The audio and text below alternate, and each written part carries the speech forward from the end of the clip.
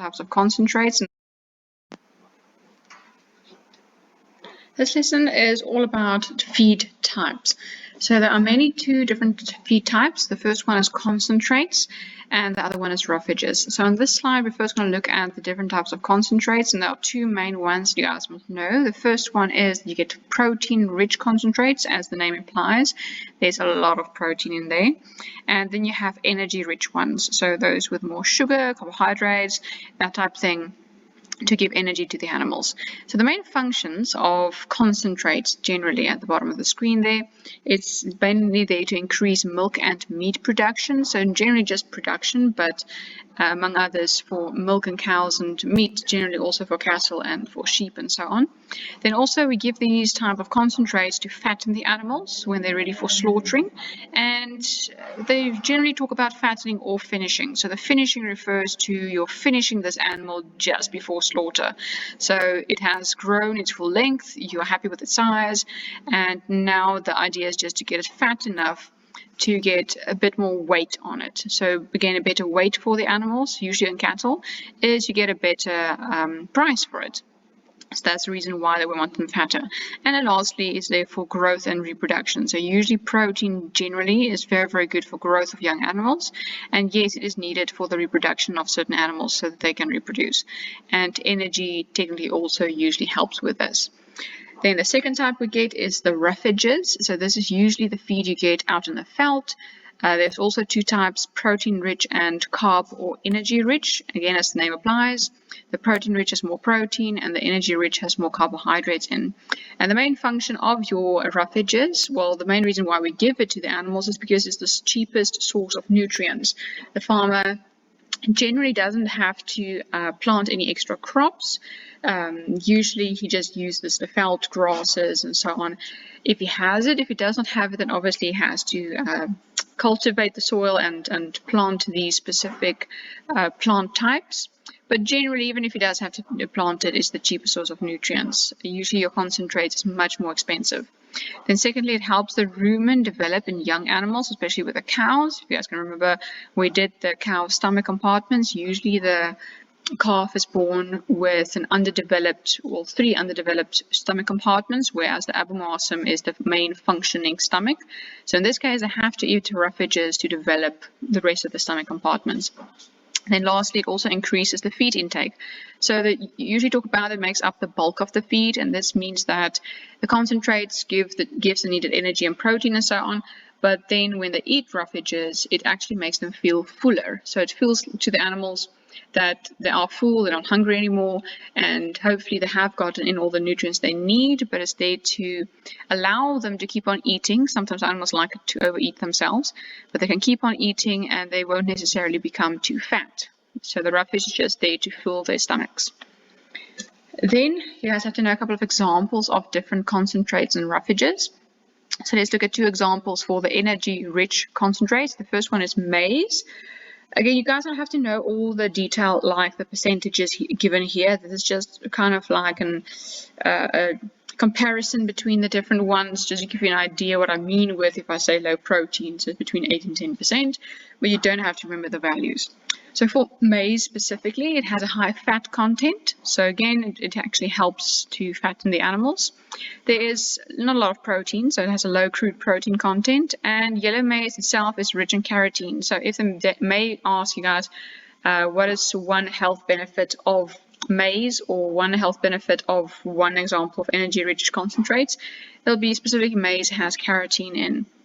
So that also helps with the formation of the skin or healthy skin. Then secondly, for the energy-rich concentrates is oats. The main thing is animals love this because it's very, very tasty. So it's very good to also mix this with any ration for the animal to ensure that they eat all their feed. So it makes everything tasty. Then it does have some protein, but 9.4% is very, very low. Then it has a high carbon fat content and 71.5% digestible nutrients. So this digestible nutrients refers to all nutrients, whether it's carbs, fats, proteins, you name it. So it does have a lot of benefit, oats, for the animal. So generally they get most of the nutrients they need. Then secondly, some protein-rich examples. The first one would be groundnut oil cake meal, and secondly, fish meal.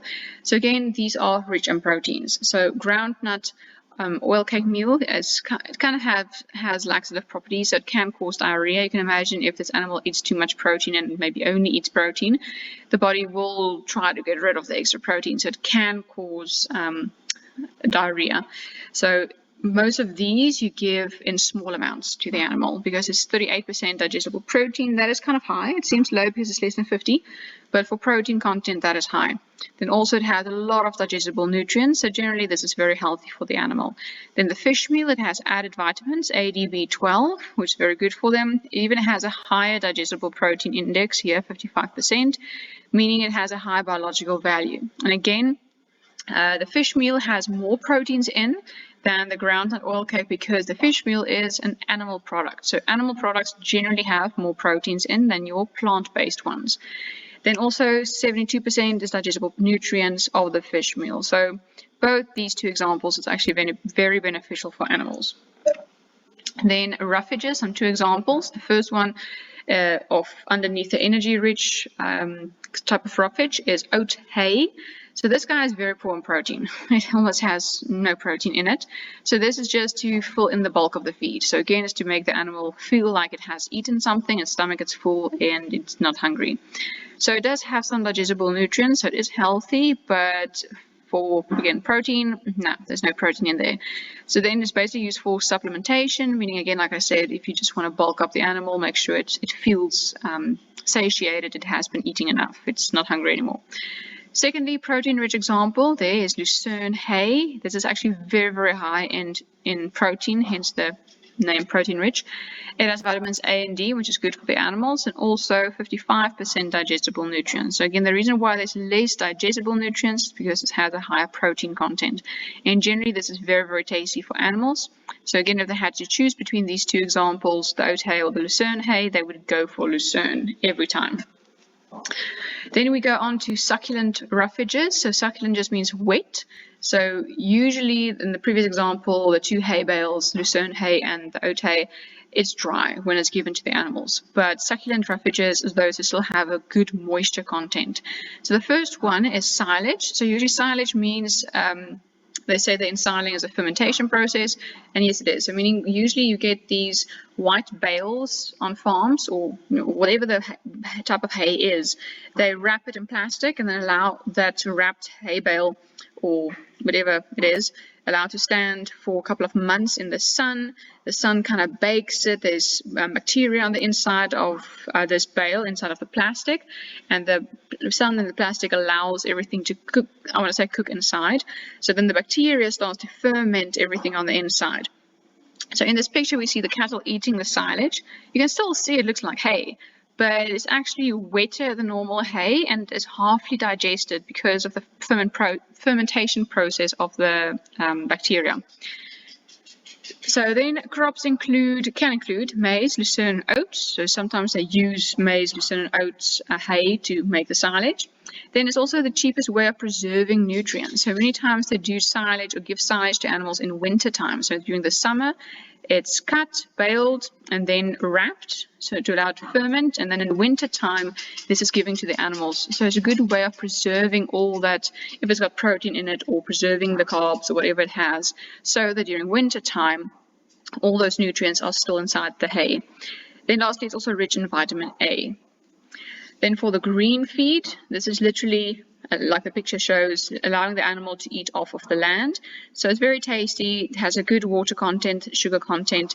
Unfortunately, it has a high laxative effect. So if the animals are allowed to graze on the green feed excessively, or for the entire day, over a week and so on, they can start to experience diarrhea. So this should be managed a couple of hours a day max, and then allow the animals to eat dry feed. Then also it's very rich in vitamins and minerals, which is good, and yes, like I said, it has a high moisture content.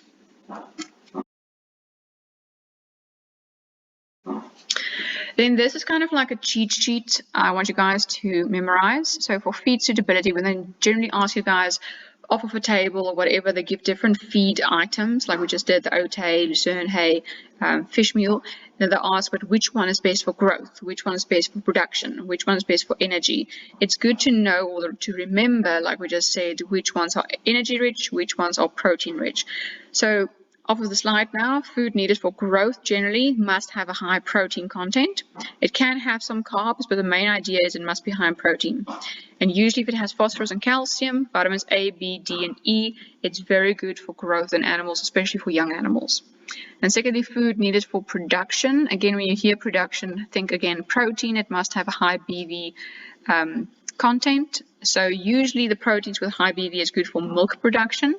Then carbs generally is good for pregnancy, which also falls under production because the animal is producing a new baby. Then phosphorus and calcium is good both for pregnancy and for milk production. And lastly, vitamins A and D is also good for milk production. Then thirdly, food needed for energy or for fattening the animals. Proteins is good, but generally just for young animals. So again, if young animals are given excessive amounts of proteins, they will grow well, fine. But again, all the extra stuff, all the excess, the body has to use somehow. Then it goes and fattens them. Then lots of carbohydrates is very, very good for older animals, again for fattening them. And vitamin A and D is also good to help the animals get more energy or to help them become fat. Then the last thing is we need to talk about ration supplementing. So this is if the animal is not getting enough specific vitamins, minerals, protein, and so on in their diet, then a farmer has to supplement. So they have to add things. So some ways, like they show in the picture here, is salt licks. Salt blocks is also a good way of quickly giving the animal extra nutrients and so on. Then dosing goes into the mouth, like the sheep there is getting a dose of vitamins or something. Then this shows an injection needle at the bottom here and something that says Ralgrow. So the injection needle is just to show that you can use injections to inject specific vitamins or medicine or whatever into the animal subcutaneously, that means under the skin. Or Ralgrow in this case shows us actually hormones. So some hormones can actually be injected also into animals, usually behind the ear, to allow them to, well, grow. And the reason why, again, we want animals to grow bigger and so on is to increase their growth, and also eventually when they're bigger, they will weigh more and they will cost more. So some things, these are different ways of supplementing, and the main things to supplement is numbers 1 to 5, minerals, vitamins. NPN is non-protein nitrogen, so it's not proteins, but it's anything that contains nitrogen so that the animal can produce proteins for themselves. Then fourthly, growth hormones, like I just said, and then lastly, synthetic amino acids. So if the animal isn't getting enough protein or specific amino acids, the amino acids can also be injected or added into the animal. Then just quickly, how usually are some of these things given? I've roughly stated it, but for mineral supplements, the method usually is with a lick, mixed into the feed or a concentrate feed, drinking water, dosing, or injection. So again, dosing goes into the mouth, with injected into the mouth, and injection is usually underneath the skin. Vitamins themselves can be added to feed, drinking water, or also injected into the animal. And thirdly, the non-protein nitrogen, or NPNs. They are important because the microorganisms of ruminants specifically, they synthesize, which means building proteins from NPN. So meaning if the animal gets these nitrogen-containing amino acids in their body, then the ruminants or the microorganisms in them, in their stomachs, can make proteins from this nitrogen. So that's why we have talked about it. Cows don't have to ingest meat or anything. They don't have to eat something with proteins in it. But most of the feed that they eat, some of it does have nitrogen in the feed, in the grass and so on. So then the microorganisms can turn all those nitrogen-containing molecules into protein. So then some methods, or two things actually that usually have NPNs in it, is urea and biuret. So urea usually is added to a feed or a lick. Usually if you see a salt lick, it says there somewhere contains urea, or maybe it doesn't. But unfortunately, urea can be poisonous when it becomes wet. So many times with cattle and so on, one has to place the salt lick somewhere where the rain can't get to it, and otherwise it starts to pool the water around the lick, and then all the urea is in the water, and then for some reason the animals come and they drink that urea water, and that can be very poisonous for them. Then secondly, biorate, that is the picture here to the side, looks like white dots or maybe like small white pearls. That is actually biorate. So that's also added to the feed as a type of NPN. It's got nitrogen in there, but it's not really protein. So it's also added to the feed, and it's actually more expensive than your urea. That's why most farmers usually tend to go for urea, but it is safer because if it does rain or if it becomes wet, it's not that dangerous for the animals. So they will be able to eat wet biorate rather than the urea. Then lastly, the growth stimulants. Usually you get thyroid regulators that's injected into the animal, and this specifically is there to increase metabolic rate for the animal. So meaning a quicker metabolic rate means the quicker they digest food and the quicker they will grow. So that's usually why they give that regulator. Then secondly, hormones. So the hormones, again, also for growth stimulants and so on. It's usually implanted behind the ear of the animal for a slow release, just to make sure that it doesn't actually harm the animal. So usually is the best place to do that behind the ear. Then antibiotics itself, usually again, like the name says, is to destroy bacteria and so on, but they do give this for chickens also to increase their growth. Then fourthly, anabolic compounds. So anabolic just refers to the fact that something's being built. So in this case, anabolic compounds will help the animal build muscle. So technically, all these growth stimulants, like it says, is there to help the animal grow quicker or build more muscle. Then lastly, tranquilizers. And tranquilizers are actually there to calm animals down, especially when you move them, just to make them more manageable. But many times animals standing in a feedlot is actually given tranquilizers because calm animals gain quicker weight because they will stand and eat more. Okay, so that's the main idea behind this, and that's the end of this lesson.